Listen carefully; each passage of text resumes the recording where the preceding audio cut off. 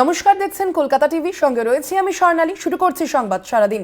আর শুরুতেই যে গুরুত্বপূর্ণ খবরের দিকে নজর রাখবো, ব্যালট পেপারে নিজেরা ভোট করাতে গিয়ে গ্রেপ্তার মহারাষ্ট্রের সোলাপুরের মার্করবাদীর ঘটনা, এমনটাই জানা যাচ্ছে। এবং গ্রামবাসীরা নিজেরাই ব্যালট পেপার তৈরি করে ভোট দিতে বলে। এই সময়ে পুলিশ এসে বাধা দেয়, সংগঠকদের গ্রেপ্তার করে, এমনটাই জানা যাচ্ছে। আপনাদের জানিয়ে রাখি, ব্যালট পেপারে নিজেরা ভোট করাতে গিয়ে গ্রেপ্তার এবং ভোট দিতে বললেই সেই সময় পুলিশ এসে বাধা দেয়। মহারাষ্ট্রের সোলাপুরের মার্করবাদীর ঘটনা। আমরা কথা বলবো এ নিয়ে, আরো বিস্তারিত জানবো। ফোন লাইনে রয়েছেন কলকাতা টিভির পলিটিক্যাল এডিটর আশিস চট্টোপাধ্যায়। আশিসদা, কি জানা যাচ্ছে এ বিষয়ে, এখনো পর্যন্ত কি খবর? দেখো, একটা অদ্ভুত ঘটনা আমাদের সামনে আসছে।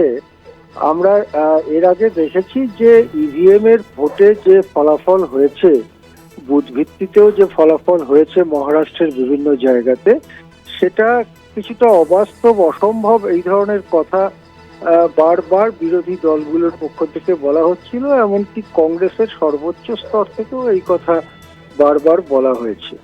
এখন এই উত্তম জানকর এনসিপি শরদ পাওয়ার দলের একজন নেতা, তিনি এবারে নির্বাচনে বিধায়ক নির্বাচিত হয়েছেন। কিন্তু ওখানে একটি গ্রাম, সেই গ্রামের যে ফলাফল হয়েছে, সেই ফলাফলে তারা বিস্মিত হয়ে যান যে এইরকম একটা ফলাফল কি করে হতে পারে। তখন তারা নিজেরাই একটা ব্যালট পেপার তৈরি করে গ্রামবাসীদের আহ্বান করেন যে আপনারা সবাই গোপনে আপনাদের ভোট দিন। এই উদ্যোগ যখন চলছে এবং সেই ব্যালট পেপারে ভোট গ্রহণ প্রক্রিয়া যখন শুরু হতে যাবে, সেই সময় পুলিশ এসে বাধা দেয়। পুলিশকে গ্রামবাসীরা এবং এই উত্তম জানকর বিধায়ক, তারা বলেন যে এটা তো আমরা আমাদের গ্রামের জনমত যাচাই করছি, এখানে পুলিশের কি করণীয় আছে, বা আমরা কিভাবে আমরা আইন ভাঙলাম। কিন্তু পুলিশ কোনো কথা শুনতে রাজি হয় না, গ্রামবাসীরাও পুলিশের কথা শুনে কিছু করতে রাজি হয় না।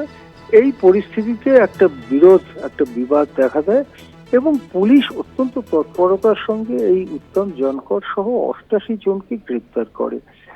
এই সমস্ত মানুষকে তারা থানায় নিয়ে যায় এবং তাদের বিরুদ্ধে সরকারি লোকেদের কাজে বাধা দেওয়া এবং বেআইনি কার্যকলাপ চালানো ইত্যাদি ইত্যাদি বেশ কয়েকটি ধারা, ভারতীয় ন্যায় সুরক্ষা সংহিতার ধারা, তাদের বিরুদ্ধে প্রয়োগ করা হয়েছে এবং মামলা রুজু করা হয়েছে।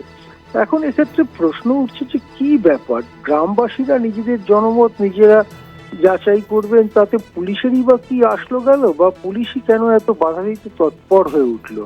তাহলে কি ইভিএম ভোটের সঙ্গে গ্রামবাসীদের প্রকৃত মনোভাব মিলবে না, এই আশঙ্কাতেই এই তৎপরতা? এই সব প্রশ্ন কিন্তু উঠছে। হ্যাঁ, সঙ্গে থাকুন আপনি আশিসদা।